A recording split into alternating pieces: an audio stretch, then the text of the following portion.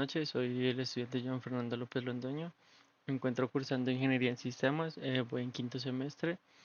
Igualmente estudié en el SENA. Soy tecnólogo en telecomunicaciones y seguridad informática.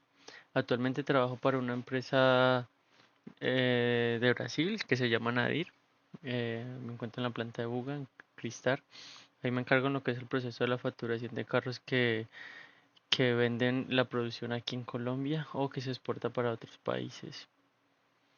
La evolución de las bases de datos comienza en los años 60 con los modelos jerárquicos y en red, que organizaban los datos de manera estructurada y rígida. En lo que fueron los años 70, las bases de datos relacionales fue propuesto por el señor Edgar F. Cook, revolucionando el manejo de datos al permitir una organización más flexible y eficiente mediante tablas. Lo que fueron los años 1980 y entre los años 1990 se consolidaron los sistemas de gestión de bases de datos SGBD relacionales como Oracle, MySQL y SQL Server. Con el crecimiento de la web y las aplicaciones más complejas en lo que fueron los años 2000, aparecieron las bases de datos orientadas a objetos y luego la NSQL diseñadas para manejar grandes volúmenes de datos no estructurados, escalabilidad y altas velocidades como Mongo Database o Cassandra. En lo que es la actualidad, las bases de datos han evolucionado hacia soluciones híbridas, bases de datos en la nube y el uso de inteligencia artificial y aprendizaje automático para optimizar consultas, seguridad y rendimiento y siendo fundamentales para el análisis del Big Data y la forma de decisiones empresariales. Hoy me llamó la atención fueron modelado de datos, arquitectura de datos y Big Data. Modelado de datos es el proceso de crear una representación visual o esquema que define cómo se deben de almacenar y organizar los datos en un sistema de información. Arquitectura de datos es la encargada de describir cómo se gestionan los datos desde la recompilación hasta la transformación, la distribución y el consumo. Big Data son el conjunto de tecnologías que han sido creadas para recopilar, analizar y gestionar los datos que generan los usuarios en Internet.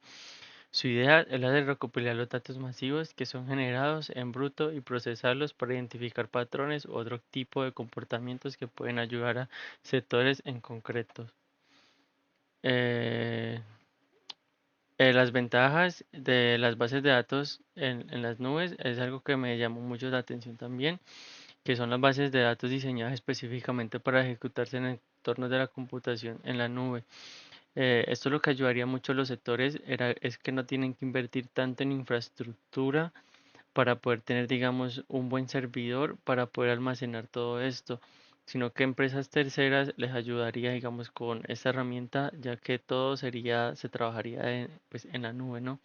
Sus ventajas principales son reducción de costo, time to market rápido, escalabilidad horizontal y vertical, integración fácil con servicios de IA, análisis de datos e IoT.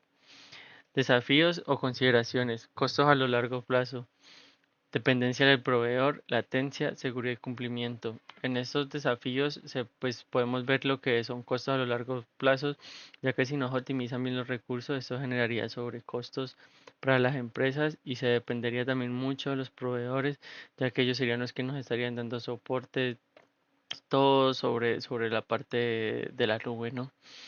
Digamos que la latencia, porque digamos si estamos en Colombia y vamos a tener una nube, digamos en Rusia, va a ser difícil tener una buena latencia y puede ser que las peticiones que se le hagan al servidor no sean lo suficientemente rápidas, ¿no?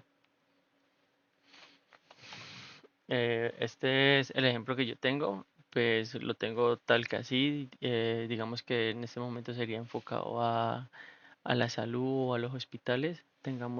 Hagamos de cuenta como si esto sería la base de datos o digámoslo el servidor donde se almacena la base de datos y cada equipo que tenemos aquí sería un consultorio de un médico. Entonces, ¿qué pasa con esto? Digamos, llega acá la persona, el paciente, se sienta en el consultorio, el doctor le pide que le regale el número de cédula y con el número de cédula que está almacenada previamente en la base de datos que tenemos aquí, podemos saber la historia clínica, la edad, cuándo nació, enfermedades que tiene, digamos citas que tiene, así.